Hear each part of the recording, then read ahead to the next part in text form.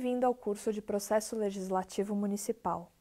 Iniciaremos agora a unidade 1 do módulo 2, conversando um pouco sobre premissas do processo legislativo. Esta unidade tem como objetivo esclarecer alguns conceitos que estão intimamente ligados ao processo legislativo. O primeiro tema que iremos abordar é a diferença entre os termos legislatura, sessão legislativa e sessão plenária. Apesar de semelhantes, estes termos têm significados completamente diferentes. Legislatura significa o período correspondente a 4 anos, ou seja, ela é o mesmo período correspondente ao mandato do vereador.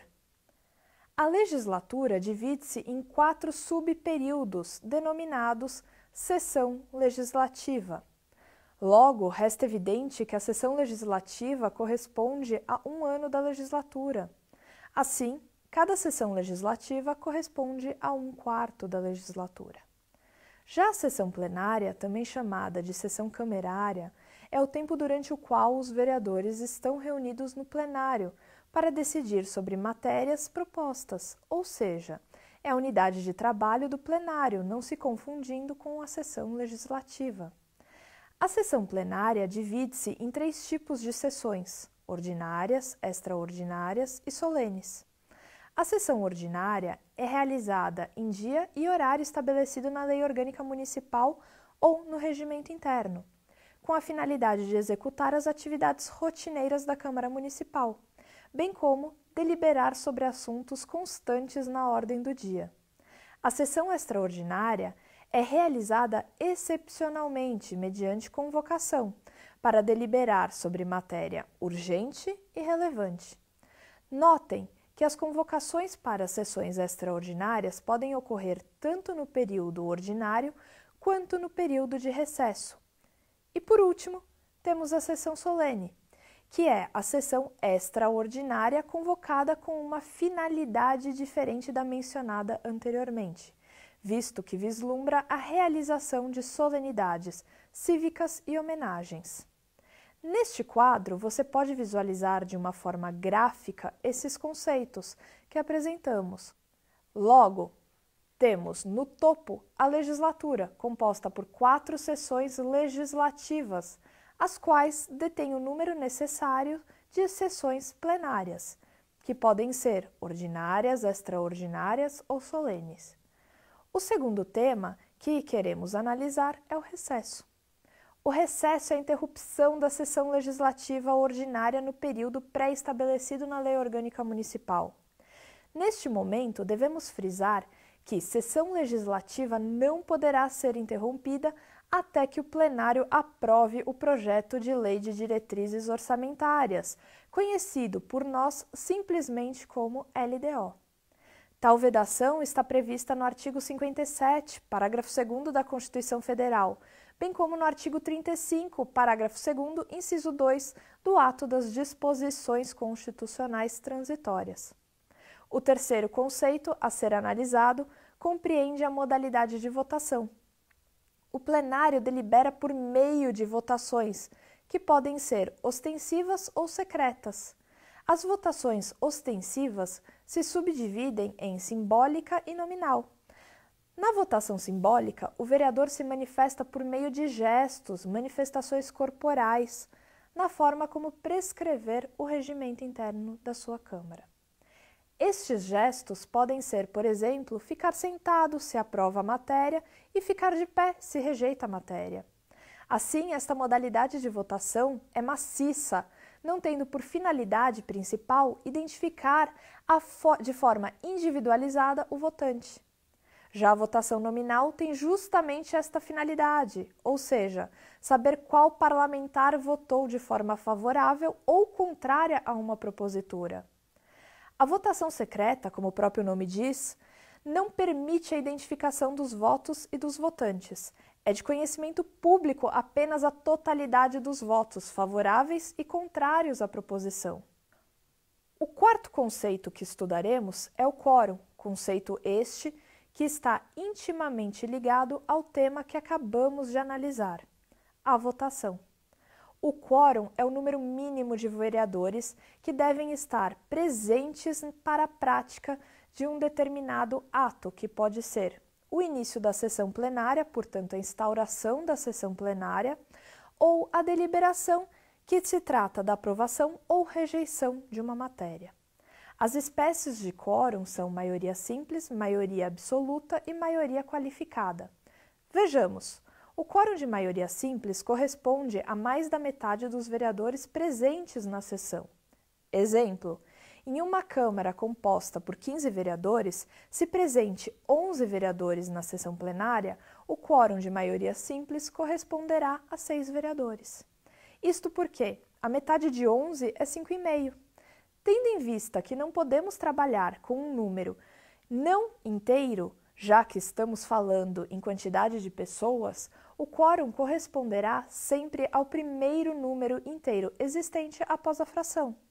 Neste caso, o primeiro número inteiro existente após 5,5 é 6. Já o quórum de maioria absoluta corresponde a mais da metade do número total dos vereadores da Câmara. Exemplo: em uma Câmara composta por 15 vereadores, o quórum de maioria absoluta corresponderá a 8 vereadores. E, por fim, temos o quórum de maioria qualificada. O quórum de maioria qualificada é representado por um valor numérico específico, a exemplo do quórum qualificado mais utilizado, que é o de 2/3. Exemplo: em uma Câmara composta por 15 vereadores, o quórum de maioria qualificada de 2/3 corresponderá a 10 vereadores. O quinto conceito que iremos analisar é o plenário. O plenário é o órgão deliberativo máximo da edilidade, por meio do qual o poder legislativo exerce a sua função típica, legislar. O plenário também desenvolve atividades administrativas, nos termos e limites estabelecidos pelo regimento interno da Câmara Municipal. Quanto ao espaço físico, o plenário também é chamado de sala de sessões. Assim, o plenário também é o local na sede da Câmara Municipal onde os vereadores se reúnem para deliberar e discutir as matérias de interesse local. O sexto conceito é a mesa diretora. A mesa diretora é o órgão dirigente da edilidade, o qual é composto, em regra, por 3 membros: presidente da Câmara, primeiro secretário e segundo secretário. Atenção! A formação da mesa diretora é uma matéria estritamente regimental, portanto, cada Câmara Municipal deverá observar o seu regimento para compor a sua mesa. Advertimos apenas que, com a finalidade de se evitar empates, o número de membros da mesa diretora deverá corresponder a um número ímpar. Ademais, no momento da eleição da mesa diretora, deverá ser observado, tanto quanto for possível, a proporcionalidade partidária para sua composição. Quanto às suas atribuições, compete à mesa diretora a prática de atos de direção e administração, bem como a propositura de atos normativos, nos termos da Lei Orgânica Municipal e do Regimento Interno da Câmara. O sétimo tema que debateremos são as comissões. As comissões são órgãos técnicos compostos pelos vereadores com finalidades diversas. Dentre estas finalidades, destacamos analisar proposituras legais, fiscalizar, debater questões locais e investigar, dentre outros.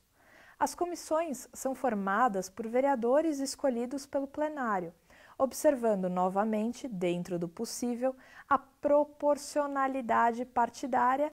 O resultado dos trabalhos das comissões se materializa no formato dos pareceres técnicos.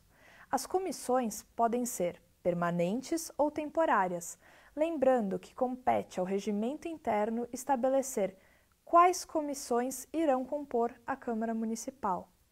Em regra, as comissões permanentes emitem pareceres técnicos sobre as proposições que serão analisadas pelo plenário. São exemplos de comissões permanentes a Comissão de Constituição, Justiça e Redação, a Comissão de Orçamento, Finanças e Contabilidade, a Comissão de Obras e Serviços Públicos, a Comissão de Saúde, Educação, Cultura, Lazer e Turismo. Já as comissões temporárias são constituídas de acordo com a necessidade do município e apresentam como finalidade a representação social, a investigação ou até mesmo o inquérito e julgamento.